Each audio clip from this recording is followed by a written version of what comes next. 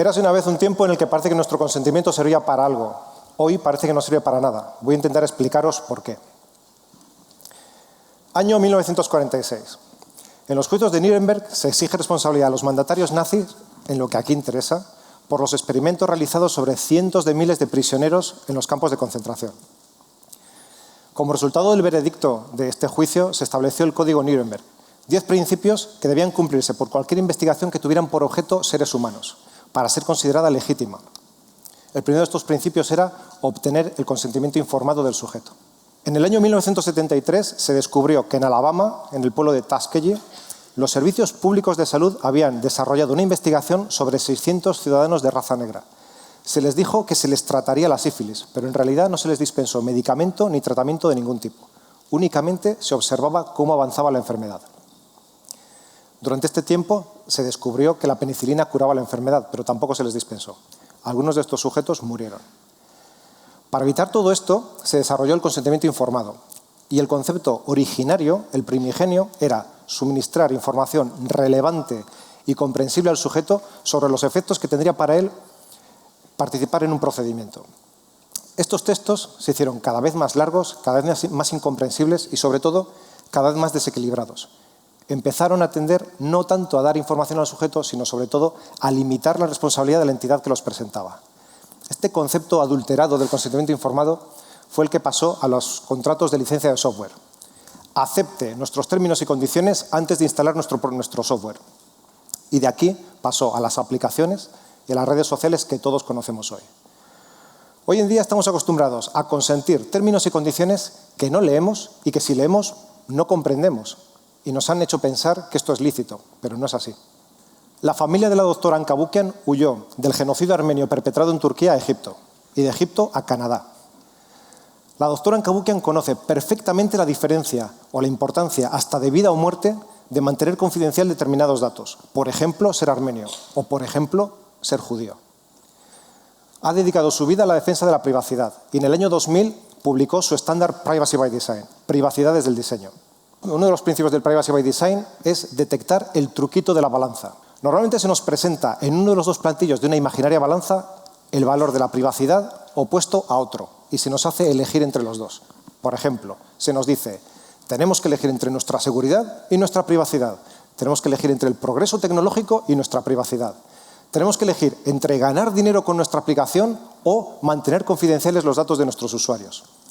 El estándar Privacy by Design nos enseña que tenemos que conseguir los dos valores a la vez y que si solamente conseguimos uno de ellos, lo estamos haciendo mal y tenemos que volver a empezar. El Reglamento Europeo de Protección de Datos, que entró en vigor en mayo del 2018, consagra y hace obligatorio el estándar de la privacidad desde el diseño y consagra y hace obligatorio el consentimiento informado, pero en su sentido primigenio, en el originario, en el que les he explicado al principio. Esta normativa creo que es una de las más decisivas de nuestro futuro y no hace falta que les diga que es una de las más incumplidas en nuestro presente. Año 2009. Mi amigo Mark Zuckerberg, el consejero delegado de Facebook, intenta hacernos el truquito de la balanza. Dijo, para justificar que desde ese momento la plataforma iba a hacer públicos los datos básicos de identificación de todos sus usuarios, en lugar de mantenerlos privados por defecto, como mandaría el Privacy by Design, dijo, la privacidad ya no es una norma social, la privacidad ha muerto. Y además, no soy yo quien le privo de sus derechos, son ustedes los que han renunciado a ellas. En realidad estaba diciendo, elijan ustedes entre utilizar Facebook y su privacidad. Elijan ustedes entre subirse al carro del progreso tecnológico o su privacidad. Bien. Mark. 10 añitos después la foto ha cambiado y el mensaje ha cambiado. Ahora este señor dice que el futuro es privado. Y no es que se haya vuelto bueno de repente, es que 2018 fue el peor año imaginable para Facebook. Ha perdido 15 millones de usuarios en su plataforma de Estados Unidos. Le han caído multas hasta en el carnet de identidad. Ha perdido completamente su reputación. Facebook es uno de los principales vampiros de datos que existen, pero hay más y su número aumenta día a día. Estamos acostumbrados a interactuar con aplicaciones que no están diseñadas para mantener nuestros datos confidenciales ni privados. Están diseñadas para ser adictivas, para mantenernos enganchados a ellas y así poder engullir todos los datos de los que sean capaces. Y además tenernos cerquita para poder influirnos. Y no es un problema de tecnología, es un problema de su uso sin escrúpulos. Algunas de estas empresas están creando una economía creciente basada en 3 ejes.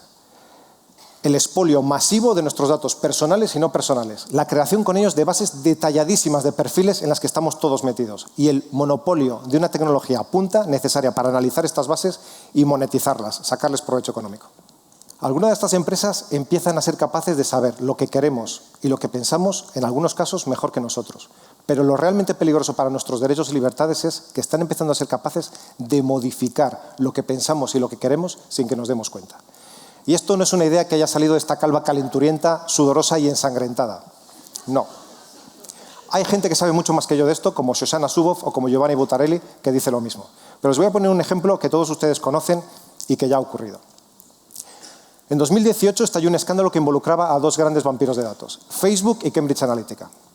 87 millones de personas pensaban que estaban compartiendo sus fotografías, sus experiencias y sus chorradas diarias en una plataforma y en realidad eran como conejillos de indias en un experimento como el de Alabama, pero mucho más grande.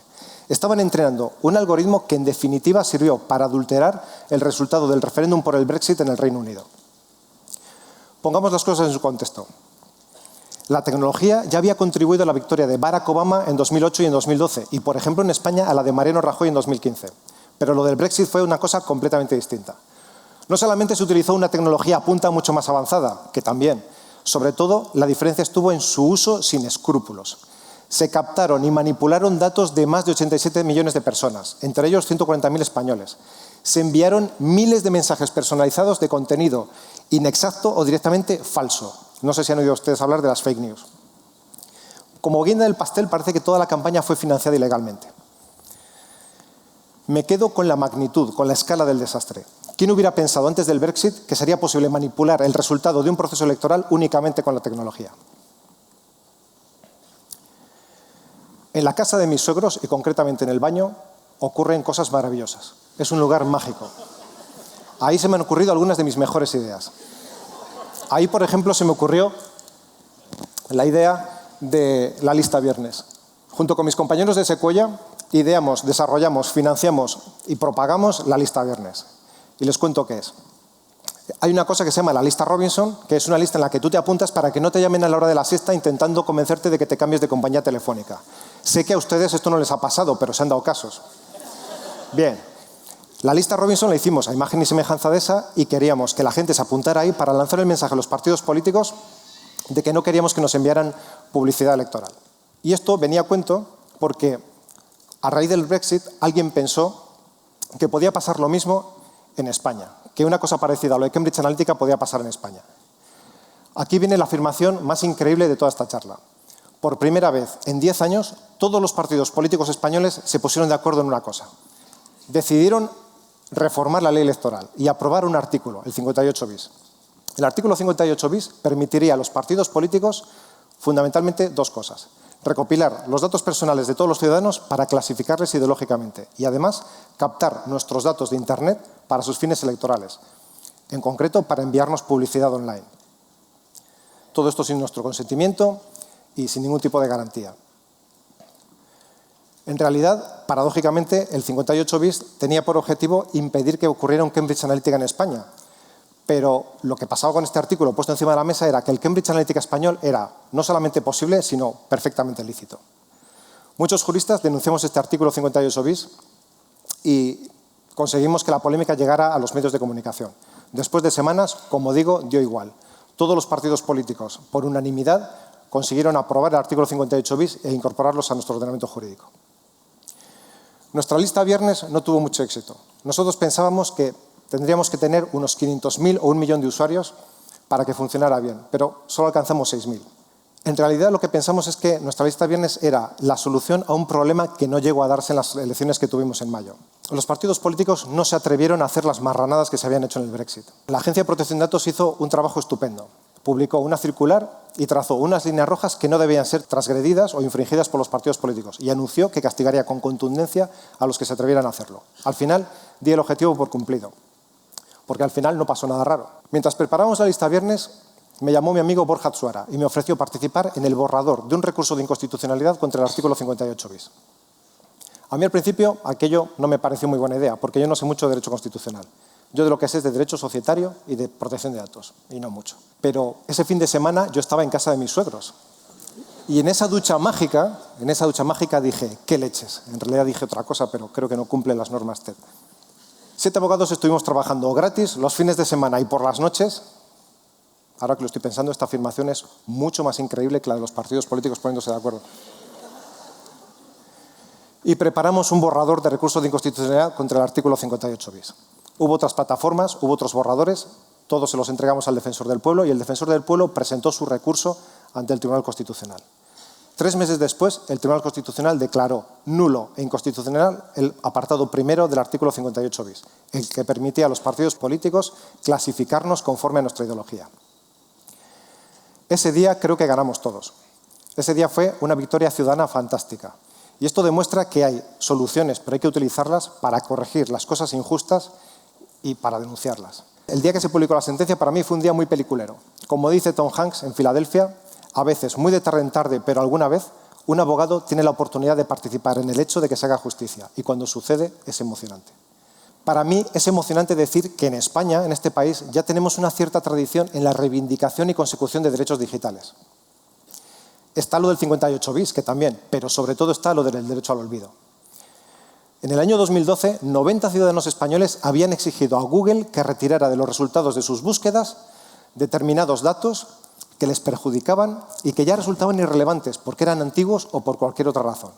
Google se negó.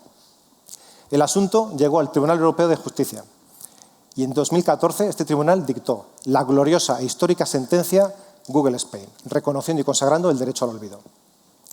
Déjenme que ponga en valor el derecho al olvido. El derecho al olvido es el gol de Iniesta en la final de la Copa del Mundo de la protección de datos personales. El derecho al olvido es la mayor patada que se han llevado Google y Facebook en sus pelotas vampíricas. Y la bota que dio esa patada fue una bota española. Hoy en día vivimos en un experimento como el de Alabama, pero de dimensiones planetarias. Facebook tiene más de 2.000 millones de usuarios.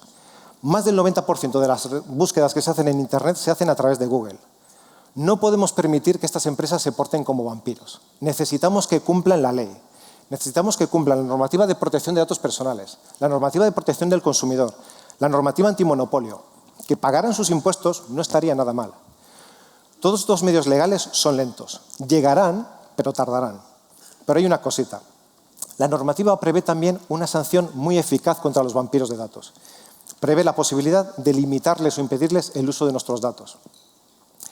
Y lo bueno que tiene esta medida es que no tenemos que esperar a que la imponga ninguna autoridad. Nosotros solitos podemos hacerlo. Podemos poner a los vampiros de datos a dieta de datos. Podemos exigir el borrado de nuestros datos periódicamente a las plataformas que se porten como vampiros, ejerciendo el derecho de supresión que los españoles consiguieron y regalaron gloriosamente al mundo. Porque no tenemos que elegir entre su servicio y nuestra privacidad. Tenemos derecho a las dos cosas al mismo tiempo. Porque tenemos derecho a que nuestra información y nuestros datos solo sea tratado en formas que nos hayan informado, que hayamos comprendido y que hayamos consentido, pero de verdad de la buena. Creo que esta lucha merece la pena ser luchada y creo que no la ganaremos mañana y creo que no será fácil, pero creo que podemos ganarla, juntos. Muchas gracias.